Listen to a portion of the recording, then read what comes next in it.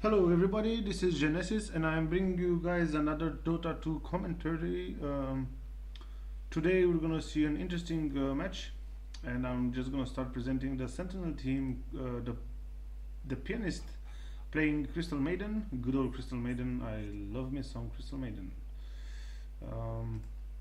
Enchantress played by Solus, Black Mamba playing the Chen, Mikey playing the Dragon Knight, and Lust playing the Omni Knight.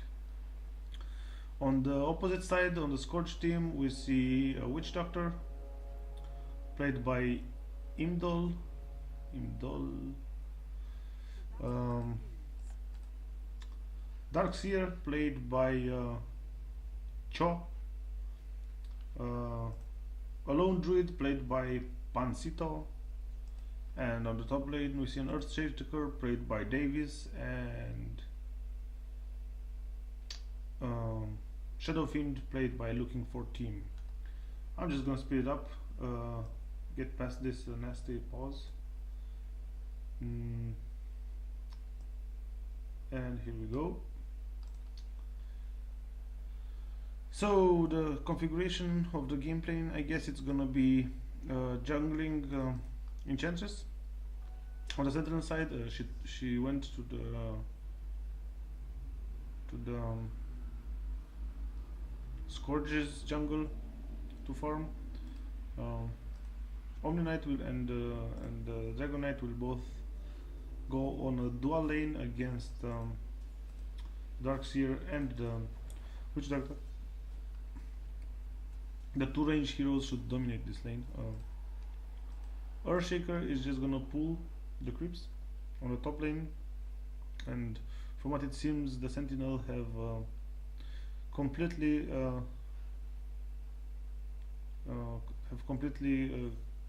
given up on the top lane. An interesting choice. I love to see all of this tries by teams or by players, where they just try out new ways that they can play the game. Yeah, the Shadow Fiend, he's gonna get a pure free farm, and it would be nice actually to watch him blast it. I'm sorry. It's in the middle of the night yet again, and let's see a dive on the middle. Oh, okay, we see a Lone Druid middle. That's rare, I would say, just because Lone Druid is such a good jungler. So he's going Rabbit plus. Okay, I like this. I'm tired of this Lone Druid play in the woods with the bear and everything. I remember the time when this was standard to just go mid, go Rabbit and plus, and just farm it up. Another interesting aspect of the thing is that Crystal Maiden is not playing a support, but actually she's playing a solo mid. And we saw an Earthshaker go down top lane, and now also the what you gonna call him, the Nevermore also went down. This is the power of two heroes who can enchant creeps from the woods. You just come and you dive right under the tower with no problem, and you just kill them. Kill the enemy heroes. Yeah, let's watch this mid. It should be interesting to see. A farmed up Crystal Maiden. Oh, I have to say this game comes like, you know, when you're in the middle of the summer and all day you're like hot and everything, and then you end up at 2 o'clock in the evening going outside, and it's so cool. This is what this game is for me. I mean, I'm tired of the same consecrated types of play, like there's nothing else out there, you know. I mean, even now, if you want to say, if you pick up Crystal Maiden and you say mid in a pop game, you're gonna be left at. Also in a clan or an actual captain's mode, you'll still be left out, and there is no captain who will actually get this kind of lane in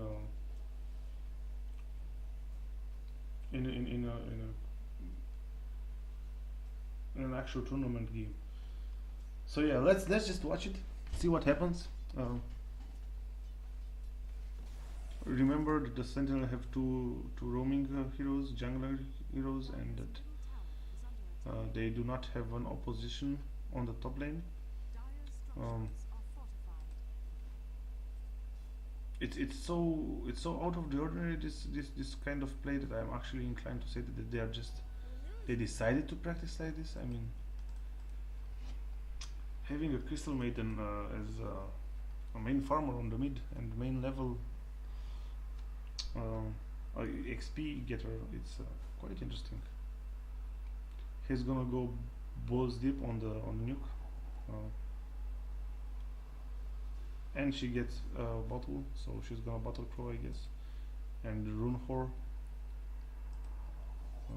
Meanwhile, the Nevermore decided to push the lane, and he's gonna get this tower quite soon actually. He's level 6, he can raise 3 times the creeps, and his next round of creeps will destroy the tower for sure. But this would mean that I will lose the middle tower. See, this kind of gameplay does not happen in a normal, so to speak, in a game which is somehow played. But then again, on the bottom side, the Scourge again is winning. So you can see that the Scourge is winning on the top and the bottom lane, while the Sentinel wins the middle. And the Sentinel will push the middle tower as well. And the Lone Druid is nothing he can do to stop him. He's just level 5. And yeah, only problem is that both heroes have lost the creeps that they enchanted. And as you can see, just because of this reason, the Sentinel doesn't even care about defending this out, because they know that the Sentinel will not be able to push it. So in the end, it was a 2-for-1. Actually, it was a 1-for-1 tower. I'm sorry. I imagined that this will go down, but actually Dragonite was protecting it, because he is not actually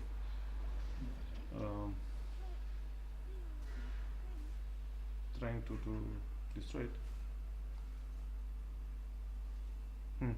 Interesting gameplay, I would have to say. I can't really follow it up because it's so new to me. Now we see an Enchantress mid, okay, so interesting, very, very interesting. Oh man. And when she pops up at her level 6, she can basically kill the Lone Druid, I guess, in 2 long hits. Come on, it's just okay, 400, maybe not 2 hits, but 3, more like 3. Impetus is one of the most interesting skills and powerful skills in the whole of Dota, I would say, just because it does pure damage, and yeah, 25% of the damage just means that you get a kill. Okay, she could not cast it. She's got the hand of Midas, but I would say like at least 1 minute ago. So in minute 5, or 5ish, she bought it. So that would actually make sense to buy it so soon. Because as you know from my previous replays, commentaries, is that at least for 17 minutes you are not winning any money from what you've invested. Only afterwards you get the money. So after you can expect the game to last at least 25 minutes. So getting it in the 50 minutes, a minute is okay. Because after the 25th minute you're just gonna get more and more gold.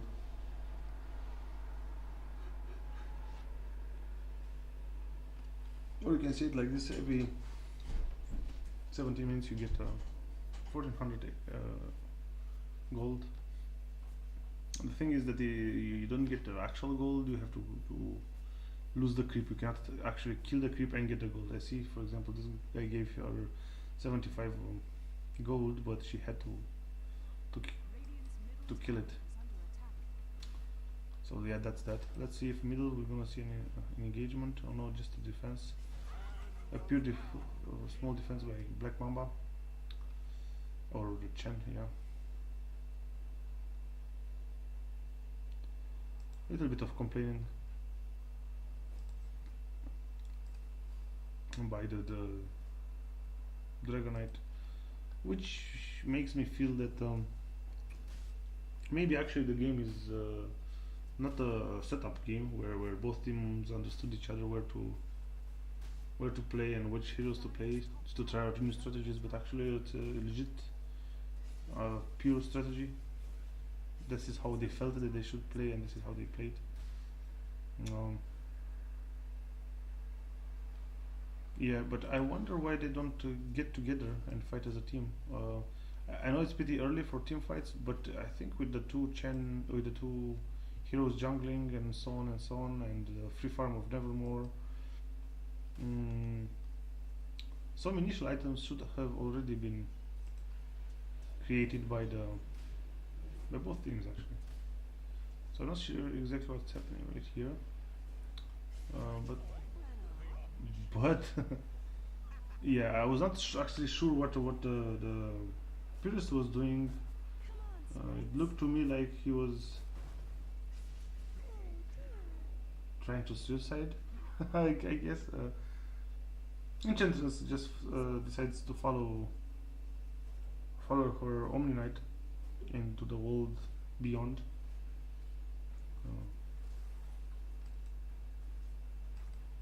So yeah, a little bit of poor play, I would say, by Sentinel up there, by the two heroes especially. But yeah, it sometimes happens. You do not judge a situation correctly, or you just are, I don't know, too brave to understand that you shouldn't dive into the tower like that. Darkseer used prematurely his surge.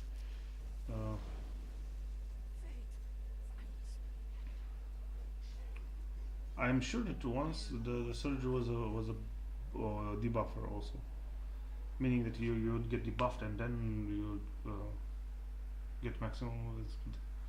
That I'm not sure that I remember correctly. So in the meantime, let's see on the middle lane if there's any happening. Omni Knight, yeah.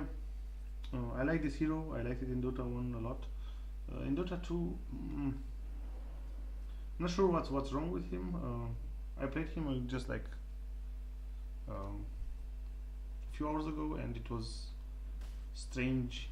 I missed some nukes, some purifications without really understanding why I was missing them. Still, it remains a nice hero to be played. You need to have a lot of APM for it, and you need to understand who to repel and who to heal and when to ulti, and it's a little bit tricky to do, but still, it's a nice hero to be played. Powerful hero also. He's quite often picked in Crystal, Crystal, not in Captain's mode. I mean, not picked in more the standard heroes, but he's like a non-standard hero which is actually picked. Chen is gonna go down after that failed attempt to do, I don't know what, creep this camp or something. I don't know what they tried to do there, but they just managed to get two of their heroes killed, and I would say that Enchantress will go down as well, and we'll see. She nice dukes there. Still, she gets hit by one.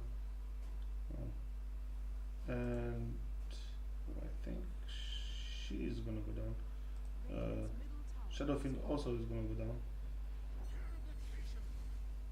But interestingly enough, Enchantress is saved and game is paused exactly when Nevermore goes down. Yeah. Yeah. Nevermore is quite upset.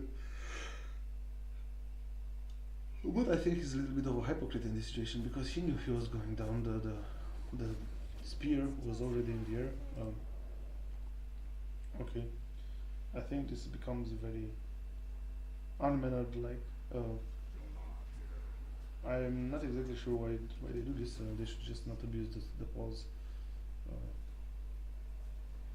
But anyway, maybe they're just fooling around. I'm sure that most of these guys are friends, but yeah, they're just dicking around a little bit, which is understandable. You would like to dick around if you're with your friends and play against your friends, probably, you know. So yeah. Let's see the farm. Okay, Lone Druid also went for a kind of Midas. Everybody likes this item, I'm not sure exactly why. Crystal Maiden is as good as dead. She should have, actually, I don't know. No, there was nothing that she could have done. She would have went down either way. I was thinking that maybe if she would have just frostbitten someone, I mean, namely the Earthshaker, she might have had a chance of escaping, but no, I'm not sure about it anymore. Now that I think about it. So let me just close the window because I think there's a lot of noise coming out.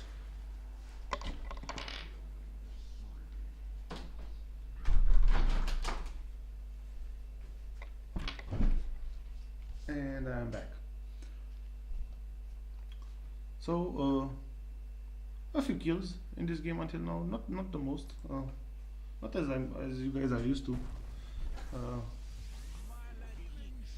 but still some interesting gameplay. He is gonna go down with the Regina. But at least which doctor went down to. I'm not exactly sure how he managed to go down actually. So let's see if I can say this. No. Okay, maybe. I don't know. Oh, okay. This pauses apparently the whole thing. I'm sorry. I was under the impression that couldn't happen or wouldn't happen. So yeah, Shadowfiend, Drum of Endurance, not the best Shadowfiend, not the most farm Shadowfiend that I ever saw. Enchantress threw the dice and she came up short. Could have tried to run away, I guess. There would have been no other impediments for her. But I think the Nevermore has a lot of move speed, yeah. With his phase boot he would have been definitely being able to chase her and kill her. Yeah, I was talking about Enchantress having a nice ultimate. Let me just go back there while we see this engagement here. So yeah, Impetus, obviously a nice skill, one of the most beautiful skills in the game, I would say.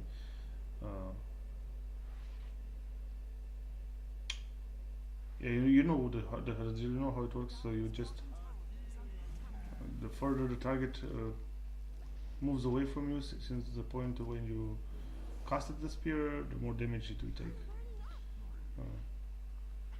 In other words, technically speaking, if you would not run away, you would get the damage equal to 25% of the distance between you and the target.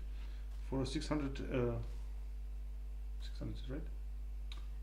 550. Okay, so for 550 range, at level 1, you can imagine that being like an extra what? 80 maximum if you stay away. if you run, the moment that the spear hits you, then the distance is calculated. So should be careful not to run too far from Enchantress. Or at least if you run, understand that that next hit is not gonna kill you. So if you know for sure that the next hit is not gonna kill you, and you know that there can't possibly be another one coming, another spear coming. Otherwise, just turn around and embrace the fact that you have to be close to the Enchantress and hope for the best. It's somehow like the same with the Stigwall. So yeah, Enchantress actually is somehow close to some kind of a ranged Stigwall. Stigwall's ultimate basically tells that if you are gonna move, you are gonna lose a lot of health. This same is with this Enchantress. And we see a nice use there of each of the talents. So yeah, that's that. See what the witch doctor did there? He just embraced the fact that he is being right-clicked by Enchantress, by an Enchantress which will not give up. So he just embraced it and went forward and just stood next to to the Enchantress, and Enchantress did this, so you would be doing minimal damage. Right. Favorite items to do on Enchantress are, I think, Travels and Heart. Not necessarily in this order, but also in this order. So this Crystal Maiden now is getting actually a little bit confusing. I'm not exactly sure what this hero is doing. Not the hero, but the player running the hero. So interesting. Crystal Maiden without an ultimate. Some kind of a carry Crystal Maiden without an ultimate. Yeah, it's a strange game. I knew that. Somehow not only strange but counterintuitive. But I think that's the beauty of this game. And I'm still waiting for those team 5 against 5 engagements, but they fail to appear. Okay, Shadowfiend decided that he will die. Enchantress also decided that she wants to die to Shadowfiend the last hit, exactly when the hit goes through the air. So that was a fair exchange, I would say.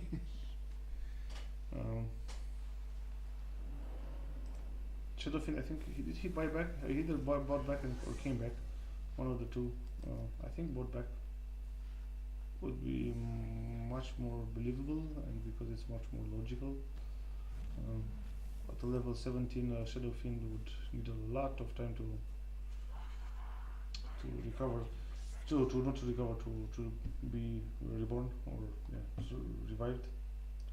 But level 17, almost 18 Shadowfiend in the 32nd minute, man, this Shadowfiend is farmed. You might not see it in the items or in the gold, but this Shadowfiend is farmed. Did he get a lot of kills or something? 6, 4 deaths, 5 assists. A normal score, I would say, but still. Level 17, that's a lot. While his mid main carry, Lone Druid, he's just level 12. So you can see the differences right there. The Helm of Dominator obviously helps a lot in farming in the woods for mostly any hero, I guess. If you do this hero, this Mask of Helm of Dominator, every hero you can simply farm the whole jungle. Doesn't really matter what kind of hero you have. I guess some squishy ranged heroes are not that powerful in the jungle, but still, even with that, it should be fine. And still waiting for a 3-on-3 engagement, and I think we're always gonna see the 3-on-2 engagement. And Dragonite has a Shadow Blade. What the hell is happening with this game? I mean, it's so unorthodox. Okay, so Crystal Maiden to the kill on the Witch Doctor this time, yeah. And the Darkseer gets a kill on Enchantress. So back and forth, I would say. The overall score does somehow show that the Sentinels are a little bit behind. But as you can see on the map, things are pretty balanced until now. And the Darkseer will escape. No, he will not. He will just die. But he was close to escaping, so I'm not the most wrong that I've ever been. And Earthshaker is gonna get himself out. Did he? No, he should have got a kill. An Omni-Knight, I'll say. Dragon goes down. The Dragonite goes down while in dragon form. She's a pity. Pity for him.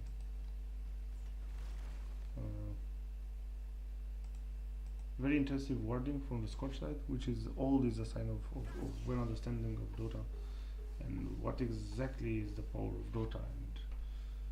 And not the power of Dota is what the Dota can do externally, but the power of inside the Dota. You know, you need to understand that you need to buy words. Maybe when I say you, I'm not exactly meaning the fact that Traxxas should buy words. No. Although in the situation where your teammates simply do not want to buy words because of different reasons, yeah, buy it even if you're Trax. You will not lose that much money, and still you're gonna get a safe environment where you can farm. Yeah, it's relatively safe because enemy heroes can come with a smoke of deceit, and then you're not very protected either way, or you can't easily gank. And it's the 26th minute soon, and there was still no 5-on-5 team fights. I just actually wonder if there are gonna be any 5-on-5 team fights, because all I can see is just disproportionate engagements where there is either 2 against 3 or 3 against 2, or so. Lone Druid decided to go for his ultimate.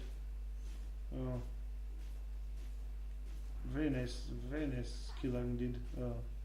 This ultimate of the Druid transforms him into a bear, and as a bear he gets a battle cry, which basically means more damage and more other stuff. I think it's wait. I think it's, yeah.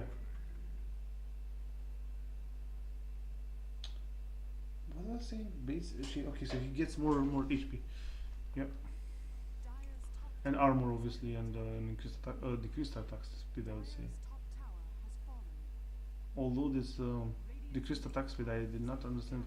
I think it's not a decrease in attack speed, but a decrease in the time between attacks, so it means an improvement in attack speed. Yeah, that's what I think. Although in the description, I think in the lore, I think they said something else about the Lone Druid. Shadow Fiend, after casting his ultimate, looks like a demon. Now he sees that there is an invisibility rune, so he will probably take advantage of that after he kills the ancients from the Scotch side. But maybe he will play with his life. No, this Crystal Maiden just decides not to continue trying to hit. And now she just goes down. Okay, I understand why the Crystal Maiden is playing like this. He just obviously tries to get a new way, a new feel to the game. Just test out the territory, but still getting one skill in the freezing field is just mind-bending to me. Okay, you don't understand. You don't need Arcane Aura. Your teammates do not need it.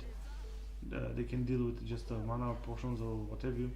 But still, the ultimate is a very nice skill, and does a lot of damage. not to all everybody in the area, but sequentially maybe if someone moves around the area, he will get hit maybe by more. If he's just stand still, he will get hit by an average. Whenever Crystal Maiden is casting her ultimate, someone needs to interrupt her channeling stuff. So yeah. What hero can I talk more about? The only light I've talked about, the Gen aura is a nice aura.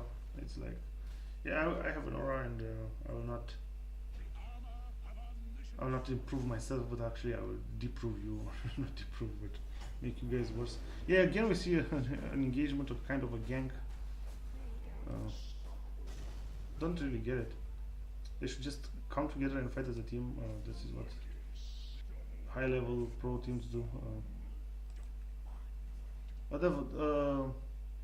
Machado Fiend just just got a double kill, which is nice to see. Usually, he got a nice skilled raise on the diagonal of the forest, which he doesn't happen that often. So, okay, Sentinel is being pushed right now, and they should defend their towers. Will they decide not to? Is this really what's happening right now? So the Scourge cannot defend, the Chen cannot come and defend. Right, because they have 4 heroes dead, all of them. So I think this means Rex, right? These heroes do not have a lot of damage because it's so early in the game. It's the minute 30. Not that early, but they don't really get a lot of. Okay, maybe they do. Let me just watch or present to you guys the items which are on the heroes right now. So we get a Hood of Defiance on the Darkseer. We get a Mechanism on the Darkseer as well, and the Euroscepter. The Lone Druid has himself just Purge, Hand of Midas, and Face Boots. Nevermore has a Manta style. Okay, that's nice. And an Aegis, and Face Boots, and a Helm of Dominator. Well, legit strategy, I would say. So Sentinel just lost 2 lanes. That's a little bit strange. There's something strange to this game. Obviously, you guys are seeing it also, but I am not sure what. Now the Sentinel will be able to repel the enemy team, but they lost 2 sides. That's incredible how fast they could have lost it.